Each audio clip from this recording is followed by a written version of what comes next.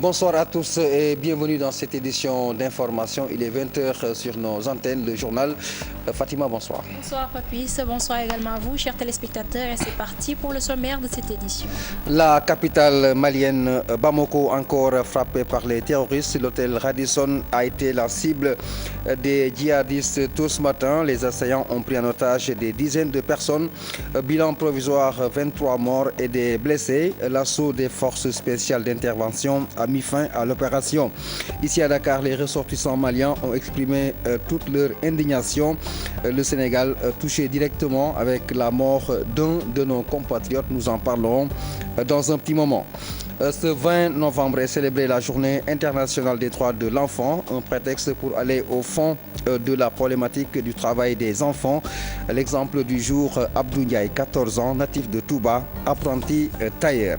Et puis Mbebes, fidèle à sa réputation, les riverains font un énième cri du cœur. À l'origine, les 2500 tonnes d'ordures brûlées tous les jours. Les populations inquiètes proposent à l'État la délocalisation de la décharge. Et puis Touba 2015, le Magal se prépare partout ailleurs. À 11 jours de la date, on vous propose dans cette édition une bonne fenêtre consacrée à l'événement.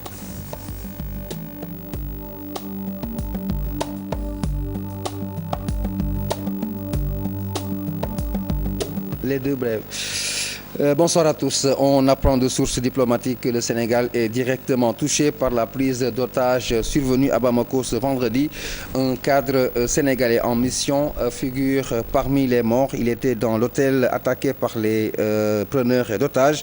Les autorités diplomatiques sénégalaises procèdent à l'identification du corps pour informer la famille. Nous y reviendrons dans nos prochaines éditions. Et puis, la prise d'otages survenue tôt dans la matinée dans un grand hôtel UP de la capitale malienne est terminée. Selon une source militaire malienne, un assaut a été donné par les forces d'intervention spéciale.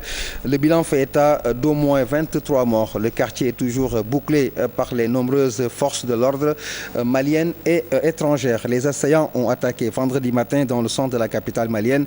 Les assaillants ne détiennent plus donc d'otages. Selon le correspondant RFI France 24 à Bamako, deux des assaillants ont été tués. Des étrangers d'au moins 14 nationalités faisaient partie des quelques 140 clients de l'hôtel Radisson. Selon le ministère malien de la Sécurité intérieure et les autorités ou employeurs des pays concernés. Donc c'était les attentats ou la prise d'otages survenue ce vendredi, Fatima, à Bamako. L'attaque à Bamako, on en parle toujours. Les ressortissants maliens au Sénégal expriment leur indignation. Ils suivent de très près la situation. Une question encore sans réponse pour eux. Comment les terroristes ont pu s'approprier un véhicule avec une plaque diplomatique? Chérif Dia, Younous Diatta. Un vendredi pas comme les autres dans ce marché de la rue Rapnel où sont établis des commerçants maliens. Ici, on ne parle que de la prise d'otage à l'hôtel Radisson de Bamako. Vraiment, c'est dommage que ça se passe comme ça au Mali. Ça ne plaît pas aux Maliens, vraiment. Pour les étrangers qui sont là-bas, parce que l'essentiel des otages, c'est des blancs. On a peur des blancs, mais pas pour nous quand même. 170 otages. Les trois, ils ont tiré, il y a eu 3 morts. Et puis 15 otages, ils ont eu l'accès pour sortir. Oui, je suis très choqué. Parce que je suis malien. C'est que c'est pas depuis ce matin, ils sont en train de nous appeler, on a des parents, on a des frères, on a des sœurs, ils sont en train de nous appeler, il y a attentat là-bas. Vraiment, on condamne formellement pour condamner les terroristes. Même s'ils sont débordés, ces ressortissants maliens suivent de très près ces malheureux événements à travers les chaînes de télévision qui les relaient en direct. Il faut beaucoup de sensibilisation. Il faut trop de sensibilisation, il faut sensibilisation de la population. Moi, c'est ma pensée. Sans sensibilisation, il n'y a rien. Il faut qu'on s'assemble pour combattre les terroristes. Aucun pays, aucune personne ne peut faire ça. Il faut qu'on s'assoie, on part pour combattre ces choses-là. Ah, c'est de la lâcheté. Si tu veux battre quelqu'un, tu te montres flagramment, vous allez battre. Mais se battre comme ça, c'est de la lâcheté. Mais comme on ne peut rien faire, si tu as un ennemi qui est lâche, donc toi aussi, il faut prendre de la courage. Bon, tout ce que je dis quand même, ça m'a choqué, mais je ne peux rien. Passé l'indignation, arrive le temps des interrogations. Comment ces terroristes ont-ils pu échapper à la vigilance des forces maliennes et de la MUNISMA pour contrôler cet hôtel stratégique fréquenté par des étrangers? C'est la faute même à la sécurité, c'est à dire. Donc, et puis encore, ils avaient une voiture diplomate, une plaque diplomate.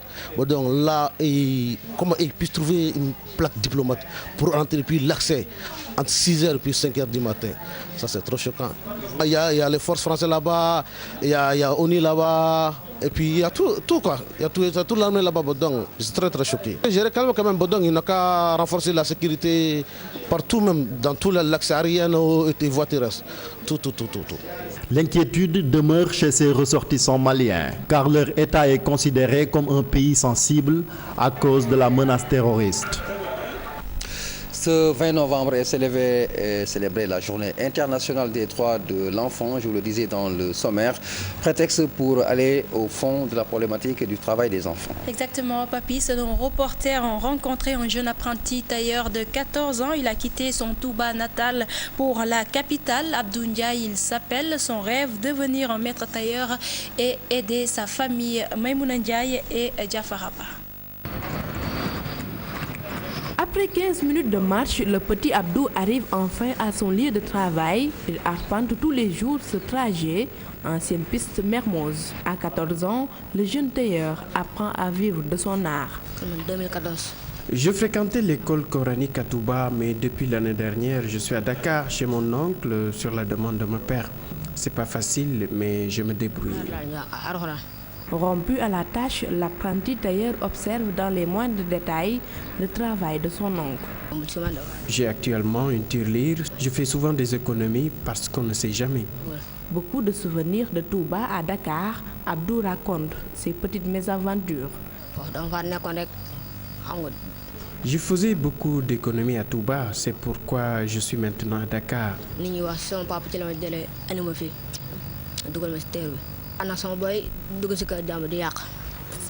Avec mes amis, on frappait les tout petits et aujourd'hui, j'ai constaté que j'ai beaucoup changé. Je fais rarement de bêtises. L'initiation au métier de tailleur se fait tout doucement. Il arrive même à rafistoler quelques bouts de tissu. Je fais beaucoup de petites tâches ici. Et d'ailleurs, c'est moi qui m'occupe des tenues pour les enfants. Et parfois, en guise de récompense, on me donne un peu d'argent.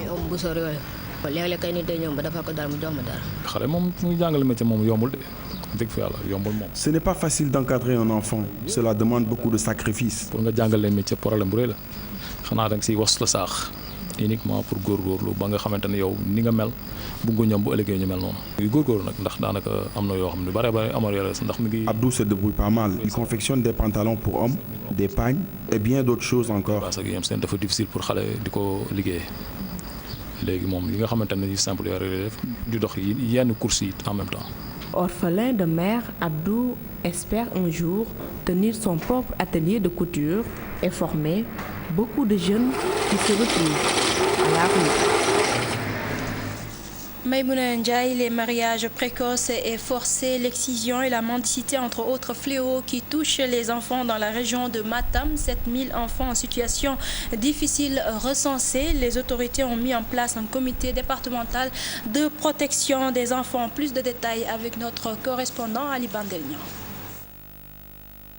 Excision, mariage précoce et forcé, fort taux de déperdition scolaire, les enfants souffrent de tous ces phénomènes dans la région de Matam. Malgré les interventions de nombreuses organisations de défense des droits humains, la résistance se fait toujours sentir dans plusieurs zones de cette région. Des formes de violence aux conséquences pourtant désastreuses. Dans la région, il y a beaucoup d'enfants qui sont victimes, en tout cas, des pratiques néfastes. Parce que dans le département de Matam, je dis, quand vous prenez 100 enfants, il n'y a que 67 enfants qui ont l'état civil. Et l'autre problème également, c'est le mariage des enfants. Donc, il y a des jeunes filles qui sont retirées à l'école. Il y a même des jeunes garçons qui subissent ce qu'on appelle le mariage des enfants. Parce que ne nous leurrons pas, ce n'est pas les jeunes filles seulement qui sont victimes. Il y a également des enfants qui sont victimes. Il y a également ce qu'on appelle les MGF. Quand vous prenez 100 filles, les 87 sont mutilés génitalement. Et que là, ça peut avoir également un problème par rapport également à la reproduction. Vous avez entendu parler de fistules, vous avez entendu parler que Matam est la deuxième région la plus touchée par la mortalité maternelle. Comme à Kanel et à Ngano, l'ambassadeur de France à Dakar a présidé la cérémonie de la pose de la première pierre du futur lycée de Sinthiou Bamambé. Le département de Matam fait partie des départements très vulnérables en ce qui concerne la protection de l'enfance. Nous sommes en présence d'un nombre considérable d'enfants, près de 7000 enfants qui sont dans des situations difficiles, notamment donc des talibés, qui ont besoin d'être appuyés, d'être suivis pour ce qui concerne leur système de protection, notamment le suivi médical, mais également d'autres types de suivi afin d'éviter que ces enfants-là soient confrontés à des situations de maltraitance. Ça, c'est un aspect très important de la tâche qui attend le comité. En mettant en place le comité départemental de protection, les autorités administratives et locales, les organisations de défense des droits de l'homme et les tant d'autres acteurs au développement décident tout simplement de combiner leurs forces pour sauver ces milliers d'enfants en situation difficile.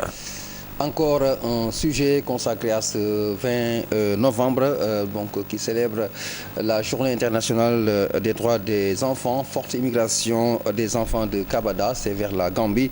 Une situation qui inquiète les autorités administratives locales. Le sous-préfet de la localité a déjà entamé une tournée pour sensibiliser les villages frontaliers. Autre problème qui se greffe à celui-ci, les Sénégalais inscrivent, dit-on, leurs enfants dans les écoles gambiennes. Le sous-préfet invite ainsi ses parents à plus de responsabilités, ceci pour éviter la mendicité des mômes. Bakary Konté, ça le semble. Des enfants du Kabada qui traînent dans les rues gambiennes. Parfois, les autorités gambiennes les rapatrient au Sénégal. Une situation qui inquiète les autorités sénégalaises. Le sous-préfet de Bogal, Abbas Ndiaye, a entamé une tournée dans la localité pour sensibiliser les parents. En réalité, vous savez que Ndiaboukuta est une localité frontalière à la Gambie. Ce qui veut dire que le problème du déplacement des enfants se pose aussi avec facilité au niveau de cette zone-là. Ce n'est pas seulement au niveau de Ndiaboukuta, mais particulièrement au niveau de tous les villages qui sont au niveau de la frontière. Il y a beaucoup d'écoles coraniques dans cette partie du département de Bounkiling. Le sous-préfet demande aux parents d'aider les maîtres coraniques. Parce qu'en réalité, vous ne pouvez pas mettre votre enfant, 2 ou 3 enfants à la disposition d'un maître coranique et ne pas lui donner les moyens. Si demain ces enfants-là se retrouvent dans la rue pour pouvoir manger, le parent a aussi une part de responsabilité. Et quand on est dans la rue pour manger, il y a toujours des conséquences. On est exposé à des fléaux, on est exposé à la drogue, on est exposé à beaucoup de problèmes qui sont néfastes à la protection à la protection de l'enfant. Autre problème, la plupart des écoles sénégalaises vers la frontière sont en abri provisoire avec un manque criard de tables-bancs. Les populations préfèrent amener leurs enfants dans les belles classes gambiennes. Le Premier ministre avait déjà soulevé en disant que toutes les localités qui sont au niveau de la frontière doivent bénéficier d'un certain nombre d'appuis d'accompagnement pour une question de souveraineté. Et je pense que ça veut dire que l'État du Sénégal est déjà conscient de cela, mais aussi les autorités administratives. C'est pourquoi nous recevons tous les jours des instructions de M. le gouverneur, de M. le préfet, pour travailler dans ce sens-là, pour faire en sorte que ceux qui sont à la frontière se sentent encore sénégalais. Le sous-préfet de Bogal, Abbas Ndiaye, et le maire de la commune de Diamakuta, Keba Savane Sissé, ont monté des comités d'alerte et de surveillance dans tous les villages du Kabada pour lutter contre l'immigration des enfants vers la Gambie. Nous parlons de tout à fait autre chose, le calvaire des riverains de Mbebes. Ils respirent quotidiennement la fumée provenant des tonnes d'ordures brûlées. Les populations ont encore émis un énième cri du cœur pour rappeler aux uns et aux autres les calvaires ou le calvaire dans lequel elles vivent, ces populations. Elles proposent aujourd'hui la délocalisation de la décharge. Reportage Fatbintou Konté, Ibrahima Sissé. Les populations qui résident à côté de la décharge de Mbebes n'en peuvent plus. Tous les jours, une fumée provenant de la décharge pollue le quartier, occasionnant par là des menaces graves sur leurs conditions de vie. Plus de 2500 tonnes d'ordures sont déversées tous les jours à Mbebes et ils sont brûlés. parce qu'il n'y a pas d'espace à Mbobes. Actuellement, il y a un contre-vent. Sinon, vous allez trouver ici une fumée abondante. Cette fumée provenant des pneus brûlés nous cause d'énormes préjudices. Nous sommes vraiment très fatigués. Elle envahit nos chambres et nous respirons difficilement. Nos habits, n'en parlons même pas. En sus de la fumée, l'odeur fétide de la décharge leur cause aussi des problèmes sanitaires, surtout avec les enfants devenus tous asthmatiques. La majeure partie, à 90%, plus de 90% des enfants du quartier sont devenus asthmatiques. Moi qui vous parle, j'ai des problèmes respiratoires. Tout le monde est malade dans ce quartier. Je porte ce masque tous les jours. Certains parents ont amené leurs enfants asthmatiques ailleurs. Et oui, nous sommes là, mais nous vivons un véritable calvaire. Et malheur pour eux, ces familles n'ont plus les moyens de quitter les lieux. J'aimerais bien quitter ces lieux, mais je n'ai pas où aller et personne ne veut acheter nos maisons. Donc on ne peut pas les abandonner comme ça.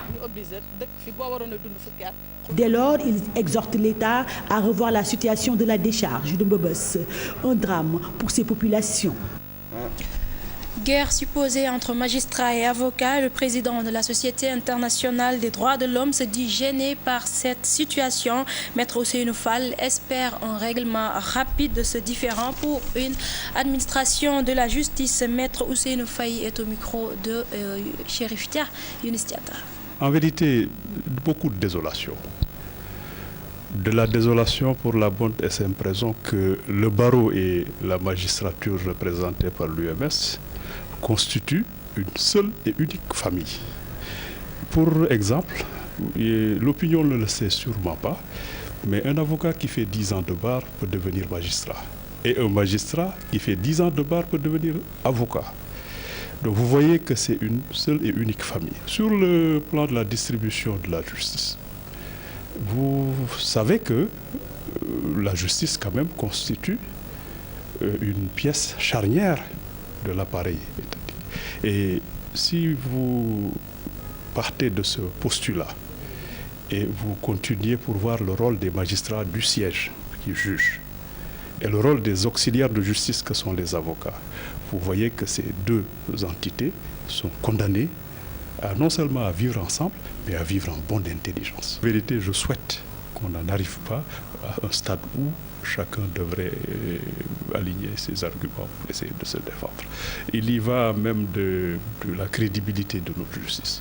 Si nous sommes les acteurs principaux et que nous n'arrivons pas à nous comprendre, je ne comprendrai pas comment on pourrait expliquer à nos justiciables, de part et d'autre, aussi bien du côté des magistrats que des avocats, que l'œuvre de justice consiste quand même à pouvoir au moins entretenir une bonne entente et un climat serein. C'est minimum. Nous en arrivons, on vous le disait dans le sommaire, Magal Touba 2015, la délégation générale à la protection sociale et à la solidarité nationale offre des vivres aux nécessiteux de la ville sainte de Touba. Antassar Diak révèle que cette année, près de 3000 bénéficiaires des bourses de société de sécurité sociale pourront également bénéficier de cette aide. Elle a été reçue à Touba par le porte-parole du khalife général des Mourides. À sa sortie, elle se prononce au micro de Mohamed Diop et de Talla Samb. C'est une quantité qui a toujours été déchiffrée, comme d'habitude, comme tous les ans. Nous en donnons au khalife général des Mourides, à tous les chefs des familles religieuses, toutes les familles, aux chefs de Dara, aux handicapés, aux personnes démunies, puisque nous avons aussi l'année passée donné à 2000 bénéficiaires de bourses de sécurité familiale un appui en rue pour pouvoir accueillir leurs pèlerins. Cette année, nous avons augmenté cette quantité, ce nombre plutôt à 3000 bénéficiaires qui recevront cette année aussi l'appui du président de la République pour pouvoir accueillir et fêter le Magal de cette année 2015 comme tous les bons Sénégalais. C'est quel type de riz? Comme le président nous l'avait instruit, le riz de la vallée. Mais vous avez remarqué qu'il y avait une rupture de stock, ce qui a fait que nous avons amené le riz importé. Magal Touba 2015, on en parle, les préparatifs vont bon train dans certains quartiers de la capitale. Chacun et sa stratégie. Quartier choisi aujourd'hui HLM Grand Yoff avec des jeunes qui se mobilisent à leur façon avec ces cafés Touba, beignets, repas servis. Mais cette année, ils veulent se démarquer pour aller à la rencontre des jeunes dans les écoles pour les sensibiliser sur les œuvres de Serigne Touba, Aïchatou Paye Fall, Jafaraba. Effluves de café Touba, Rassaïd chanté, quelquefois même des repas offerts. Bref, un Bernel en miniature. Chez ces jeunes habillés en baïlachat, le Magal débute déjà.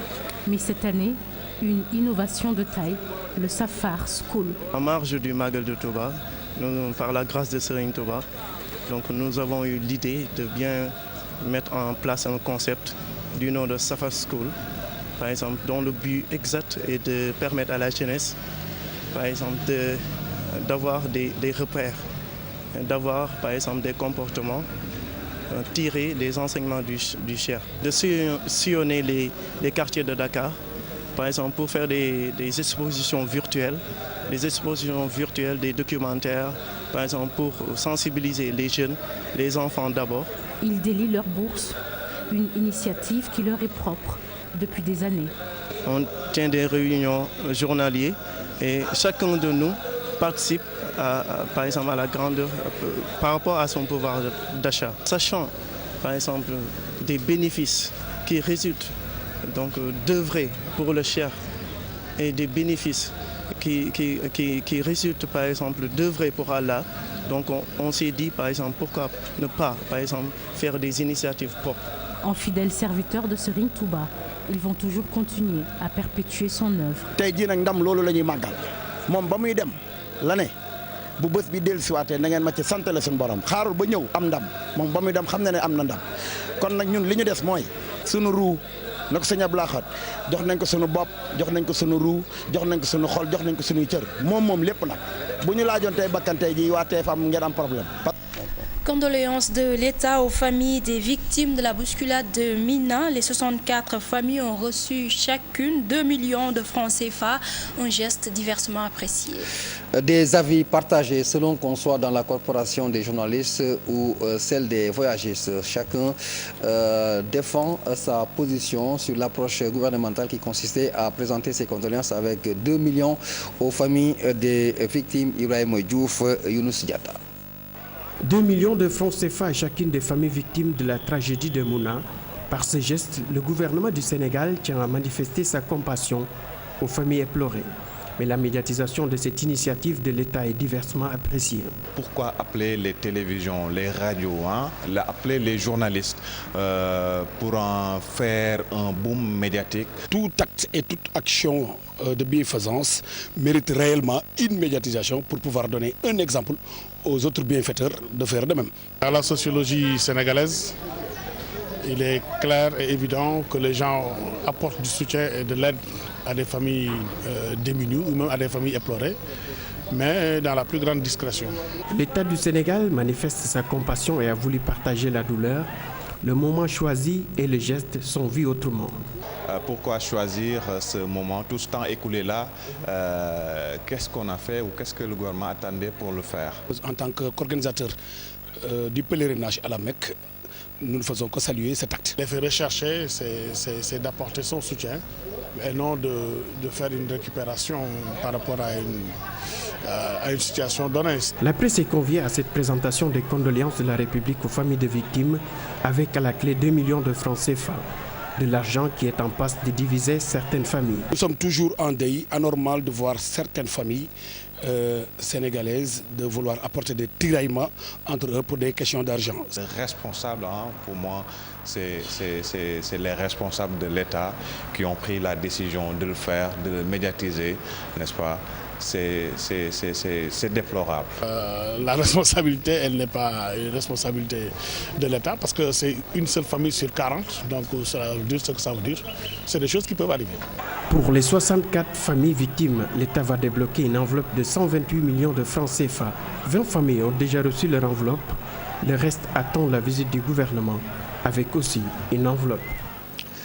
Et puis, naissance de l'interprofession. C'est la coalition mise sur pied par l'UNACOIS Diapo et l'UGETA, l'Union sénégalaise des entreprises de transit et de transport agréé. Cette coalition PAPIS a pour mission principale de dénoncer les maux qui affectent leur secteur. Elle compte également sur le soutien des autorités compétentes. Compte rendu de la rencontre avec Cheikh Tidiane John Younoussiata.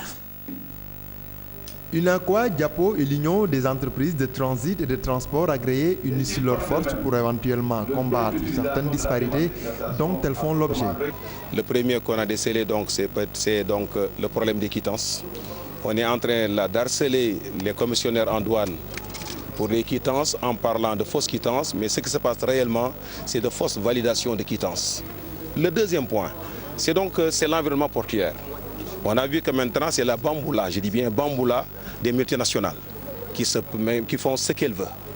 Figurez-vous que c'est la concurrence, la déloyale, des abus de position dominante, c'est eux qui ont les navires, c'est eux qui amènent les conteneurs ici et qui les amènent dans les ICD, c'est-à-dire dans les ports secs, et qui font une concurrence de la déloyale en offrant aux clients un délai, donc la supérieure dans le haut.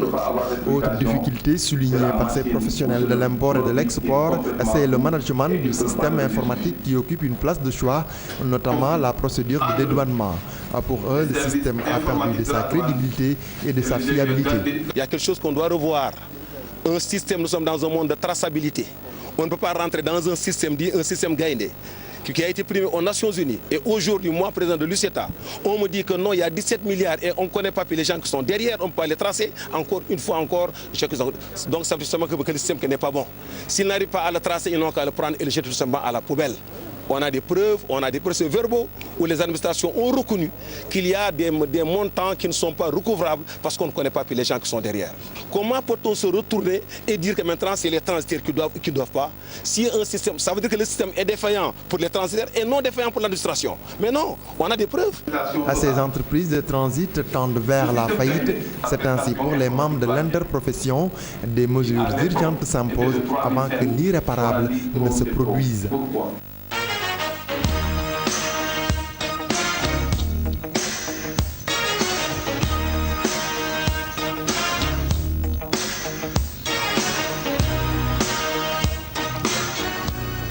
Sport, dans cette édition, nous parlons de football avec la FIFA qui a fini d'officialiser la composition des chapeaux pour les besoins du troisième tour des qualifications pour la prochaine Coupe du Monde qui se tiendra en Russie en 2018. Le Sénégal hérite du chapeau 1. Alors voilà l'objet du commentaire ou des explications. C'est Mbaye Jacques Diop qui nous en parle. Il est chargé de la communication au ministère des Sports.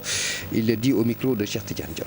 Quand vous êtes dans le chapeau 1, cela veut dire que vous allez équiper peut-être certains ténors comme l'Algérie, comme la Côte d'Ivoire et éventuellement même le Ghana, parce que c'est des équipes aussi qui ont quand même de très fortes potentialités.